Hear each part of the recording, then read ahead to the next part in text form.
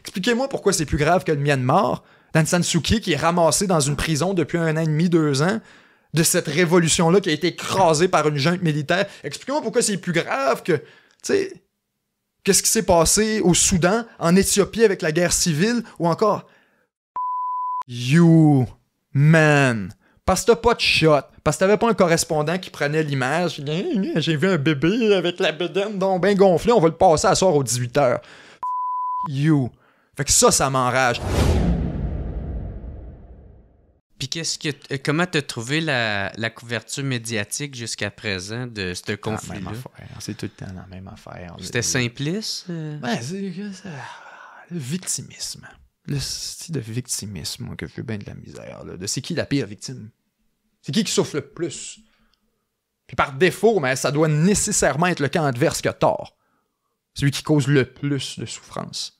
Fait que là, au début, mais là, c'était Gaza, c'était la Hamas, c'était les méchants. Ils ont causé la...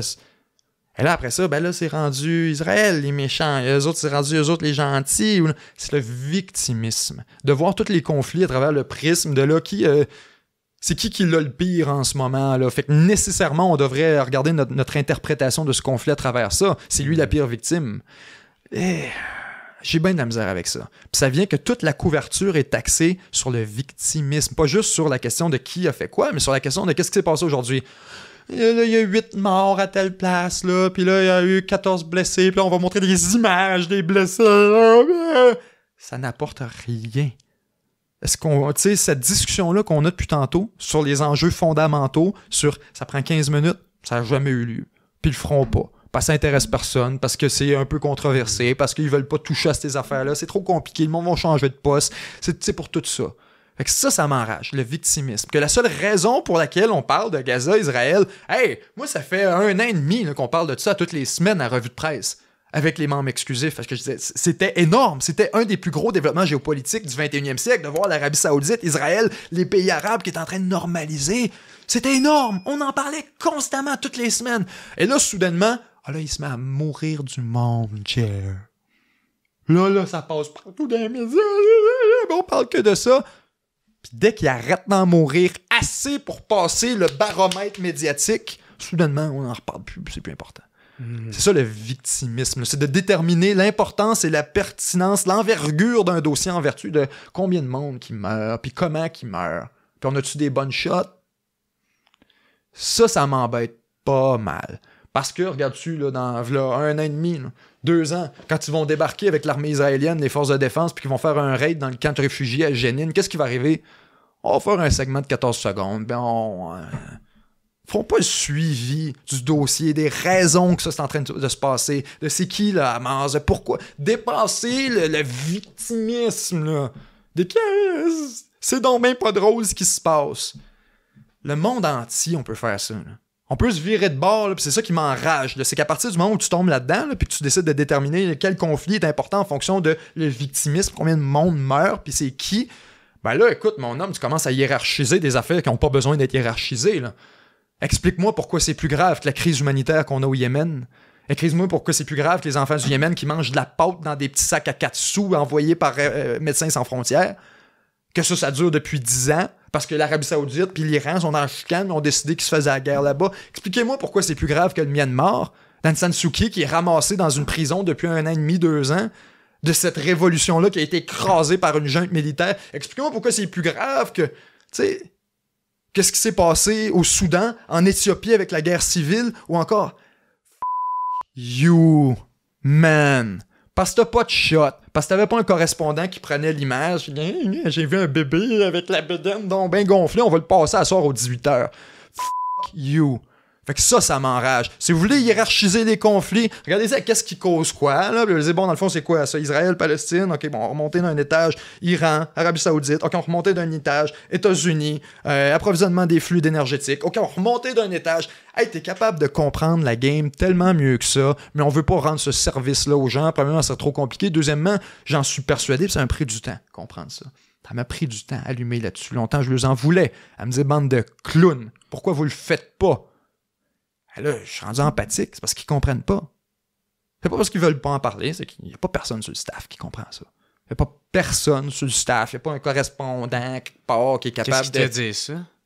Chris, tu le vois dans leurs yeux. Premièrement, qu'ils lisent le script. 2, qui sont terrorisés à l'idée d'aller sur quelque chose qui n'est pas prescripté d'avance. Troisièmement, qu'on te répète des clichés, qu'on te répète tout le temps les mêmes affaires, qu'on te répète les événements du jour. Les petites personnes parlent des autres personnes. Les moyens esprits vont te parler parfois des événements, puis les grands vont te parler des idées. Mais là, on a des petits puis des moyens qui nous parlent des événements puis des gens. Telle personne a fait telle affaire, puis là, telle affaire s'est passée, puis là, telle chose, puis là, telle affaire a dit telle affaire à qui, telle personne a dit telle affaire à qui. C'est ça, les nouvelles, essentiellement. On ne discute pas de l'idée derrière ça. On ne discutera pas de c'est quoi les grands thèmes, les notions qui sont en jeu ici. Là.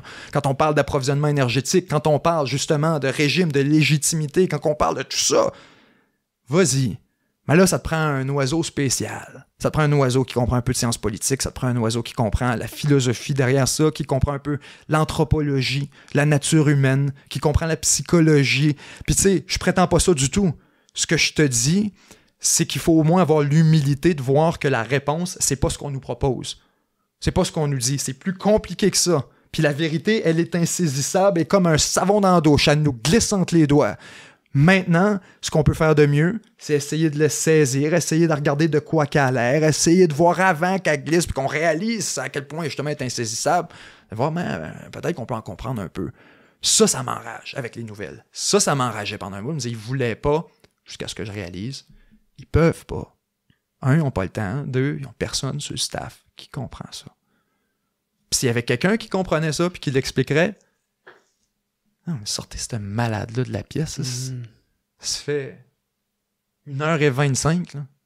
Tu comprends? Puis là-dessus, il y a 25 minutes à parler 7 jours de temps, mais 1 heure à peu près, ouais, essayer de comprendre c'est quoi ces enjeux-là, puis c'est quoi qui se passe, puis c'est quoi le contexte au-delà de ça, puis tu me parles de Palestine, Gaza, immédiatement où je t'emmène, c'est pas... Non, attends, il va falloir qu'on parle de l'Arabie Saoudite avant. Il va falloir qu'on parle de qu'est-ce que les Américains essaient de faire au Moyen-Orient. Il va falloir qu'on parle de pourquoi les Américains font ça avant, de c'est quoi leurs intérêts supérieurs à eux autres, de pourquoi ça a changé. L'arrivée du gaz de schiste. C'est comme des morceaux, c'est normal. Si je te dis après ça, ben là, tel est méchant, tel est gentil. Ça devient binaire, ça devient extrêmement binaire, puis difficile pour des gens de croire sur parole.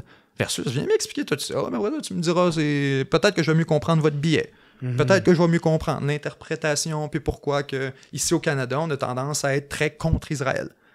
Dans les médias. Le discours est très, très, très en faveur des Palestiniens.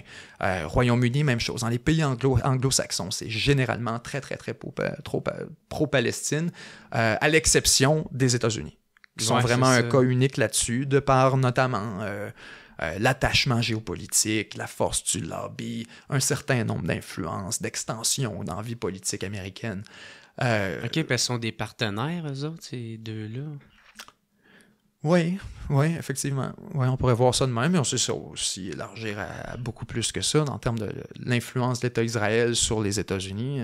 On peut aller beaucoup plus loin, mais ce n'est pas un sujet que YouTube va tolérer. Ah ouais. OK, bon. Je l'ai pour dit. C'est ça. Mais là, c'est ça, je vois que le temps, il avance, puis j'aimerais ça te parler d'un autre sujet qui est, dans le fond, ça a été les 2 ans de la guerre en Ukraine, là, il y a pas tant longtemps, là, le 24 février. Fait que j'aimerais ça que tu me dises ton analyse de... Ça achève, man. Ouais? Ça achève rapidement. Là, les